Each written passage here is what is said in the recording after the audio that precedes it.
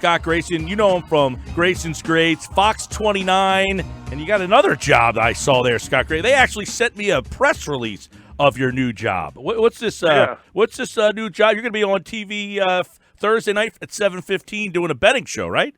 Yeah. We're leading into the NFL on Fox on Thursday nights, and our first one, of course, is the Eagles and Packers. But, yeah, we're doing a little bit of a betting show. We got a guy in Vegas who's going to be talking about some of the props and some of the bets and stuff like that you've got going on. And, you know, it's really a way to kind of embrace that that's the future of what's going on around the NFL, around sports. And I know you guys have been doing that too, so we're hopping on the bandwagon. Yeah, the show is called Props and Locks with Scott Grayson and G. Cobb, and gambling expert Todd Furman will be live on Fox 29 at 7:15. Your host is Scott Grayson, and he's with us for Grayson's Grades. All right, let's get into that because we started off the show with a heated discussion on Howard and Sanders.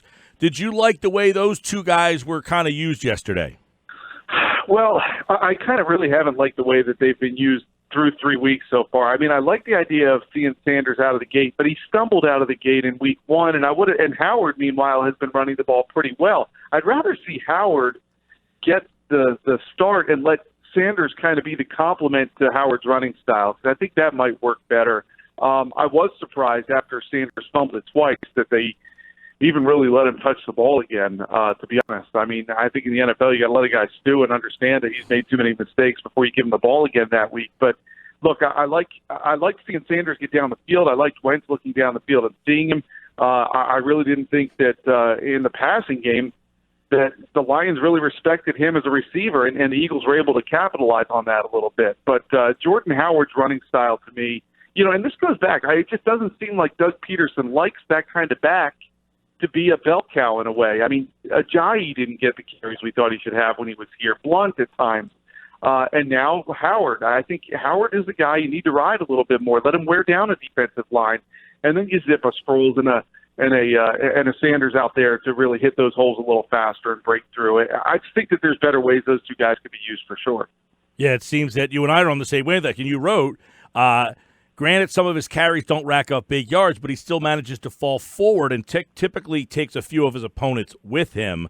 And I agreed with you on yesterday's game. I'm not saying every game, but for yesterday's game, I had the same kind of mindset. Use Howard and then let Sanders kind of use his speed and dynamic ability once Howard has kind of lumped them up a little bit.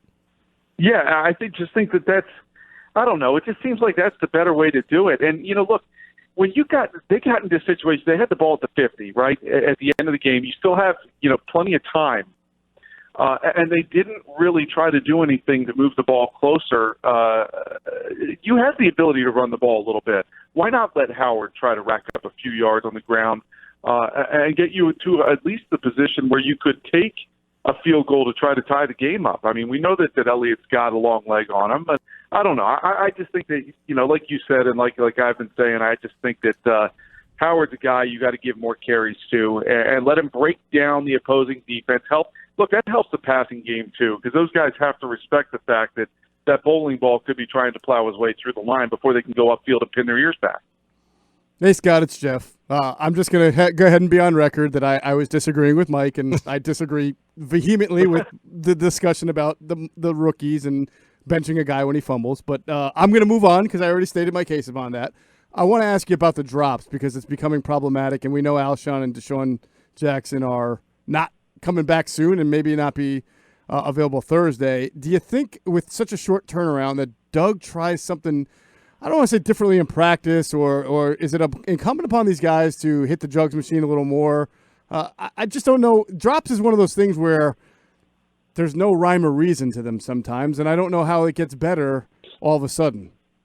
Yeah, I got to believe, Jeff, I think it's a great question. I think that in my opinion, it's a more mental issue than anything else. You could go out there, and you remember from Aguilar's rough season where he had all those drops a few years ago, he was on the jugs machine a lot. But when it comes down to that moment in the game, it's all in your head, and it's about dealing with that moment. And, you know, the interesting thing to watch is what is going to be the lingering effect on Arcega-Whiteside. You know he knows that he should have caught that ball. And that how will that linger as they move on forward now and get into another game, because the next ball thrown his way is going to be a few days away before he gets the chance. look, it's killing him. It really is. You're absolutely right. And Aguilar's got his issues. He has at least bounced back, unlike he did a couple of years ago, where later in the same game he'll go make a bigger catch. But you can't, great. That's great you caught that one. But the one that you should have caught before, and Dallas Goedert now is on the list. I mean, he was wide open in the end zone. So it's something that's contagious. And if you're Carson Wentz, it really does make it hard for you to think you have to throw the perfect ball. And even when you throw the perfect ball, it's not caught. So you're going to start seeing him pressing more. And that's not what this team needs. They need him to have the ability like he does with an Alshon Jeffrey to know, look, if I can get it in his catching radius, it's going to be caught. Well, what is the catching radius for some of these guys? Because it's been perfect passes in their drop. Yeah, a lot of drops yesterday. By the way, Scott gave Matt Collins an A B to no B to the receivers. Aguilar got a C, and Arcega-Whiteside got a D. Wait, Hollins got an A?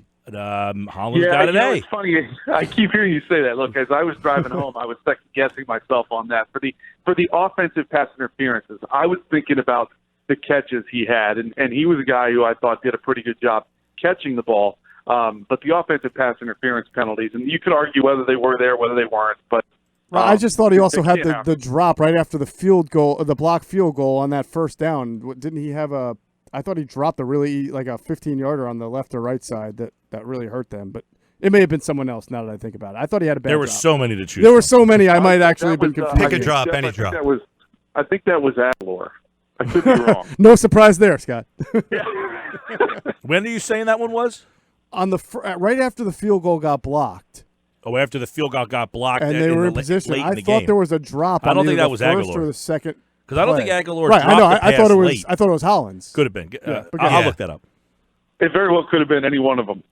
Yeah, that's what I said. Pick a drop, any drop. Scott Grayson joining us. Grayson grades, as always, after every Eagles game, regardless home or away. Find him on Fox 29 as well. Scott, we're talking about the wide receiver drops and the offensive issues, the running backs. So I want to shift the attention to number 11, Carson Wentz. And we talked about it at the top of the show here. We got into it. Did he do enough?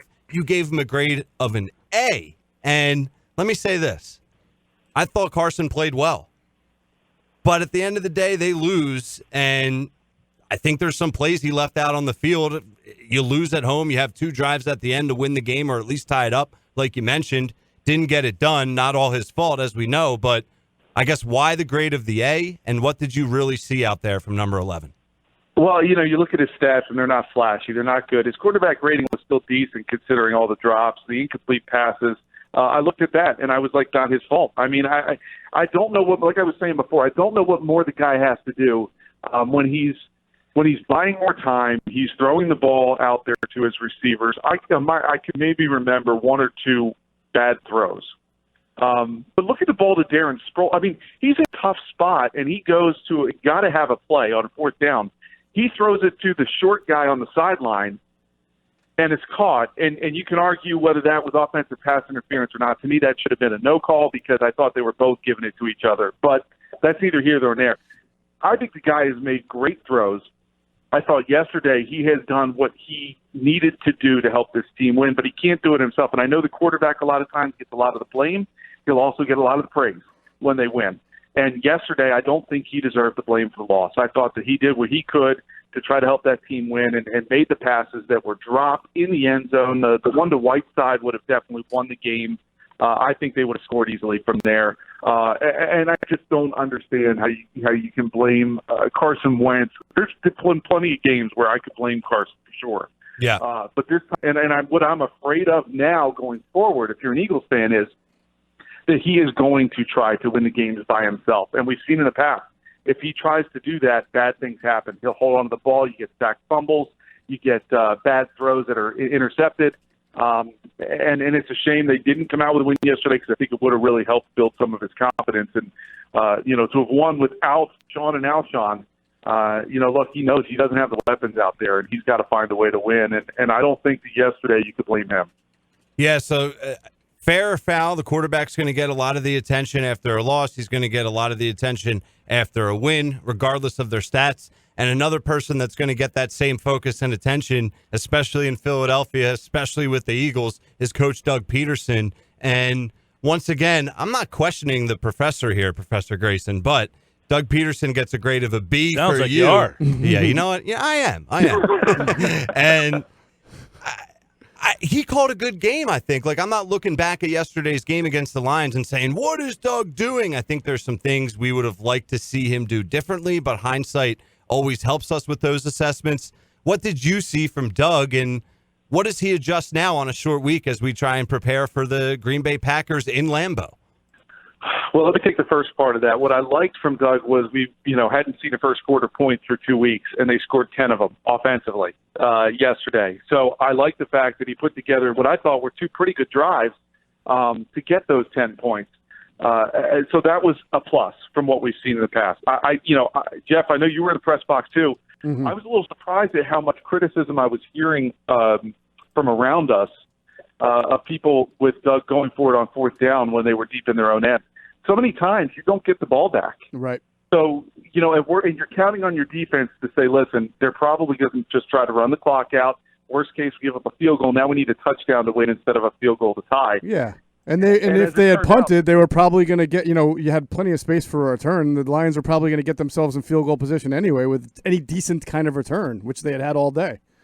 Right. So I was shocked at how much criticism we were hearing from some of our fellow cohorts up there in the press box, at least around me. And so I had no problem with that decision. I think the biggest thing, the second part of your question, Ryan, the short week, I think it's all on Doug now to get these guys to understand. And most of them do. Like, you cannot go 1-3. I mean, seasons are rarely lost in September, but 1-3 with the Cowboys doing what they're doing and the way their schedule's setting up for them, this to me really becomes a must-win game. And I think it's on Doug to find a way to get these guys to snap out of this whole, thing. The special teams breakdown yesterday was critical. It's been a long time since we've seen one of those. And that's a credit to Fipp and his coaching of the special teams units, but bad angles, bad tackling, they've got to get that guy down. And, so there's a lot of things I think Doug's got to clean up in-house, and I think he's got to – look, he set up a veteran committee. He has his leadership committee. I think it's on Doug now to lean and let that roll downhill and get on those guys to get the rest of the guys to get in shape and get ready to go. But, Jeff, I'm curious for your thoughts, too, since you were in there. I get the sense, like, finger pointing is not far away in that locker room if things don't start changing. They're not there yet, but it felt like there's a fracture in the foundation in that chemistry in the locker room. Well, let's analyze that, Scott, because you bring up a good point, and it goes back to the season opener. They win the game. Deshaun has a huge game, and Deshaun lets a little bit of a cat out of the bag, saying he had to go over to Aguilar and say, don't worry, kid, next time it might be you, right? So already – we hear that maybe Aguilar isn't happy with the fact that he wasn't targeted. Now you're 2 weeks later, and this guy's had every single target under the sun, and he can't catch the really, all of the ones that. And then yesterday, and I'm sure you saw it, Jason Kelce sat at his locker and basically didn't talk. I don't think he talked to anybody in the media for the first time that maybe in his career that I can remember. And you got to wonder what was going through his mind. Yeah, he told everybody he wasn't going to speak today, and you're right. That is very rare for Kelce. Sometimes he'll give you a short session, right, but he'll at least talk. And and I saw that Jeff McClain had pointed out yesterday on Twitter, and I didn't see it happen on the sideline, but that Jason Peters went up to I believe it was Aguilar on the sideline and got in his face a little bit after the drop. So I mean, these linemen are putting it out there; they're blocking, and if the play is there, and all your job is to do is to catch the ball, and you're not doing it, it's going to rub people the wrong way, and you start building a history of not doing it. That's why I start to sense that, and on the defensive side of the ball, look, they're not getting pressure. They're not getting sacks. 2 sacks through 3 games. That's yesterday, 3 quarterback hits, by the way. They had 8 and 6 in the first 2 games. This week they had 3. Oh, the guy who's not known as being someone who's going to get out of the pocket real well and avoid that, and so I think there's problems there as well. Both sides of the ball have their issues. I get the sense, like I said, that the finger pointing isn't there yet, but it's not far away if things don't fix themselves. Scott Grayson, and, of course, you can check out all of Grayson's grades plus all of his locker room interviews. He goes inside the locker room after every game, and you can see the videos on our website, 973ESPN.com. Check him out on Fox 29. Thank you, Scott. Good Great job, by the way, all weekend long. I love following you on Twitter on game days. You make things a lot very clear. And congrats on the Fox gig for the Props and Locks show. Yeah, thank you very much, guys. I appreciate it. Yeah, man. And that's Scott Grayson. He, like all guests, appeared via the Boardwalk Honda hotline.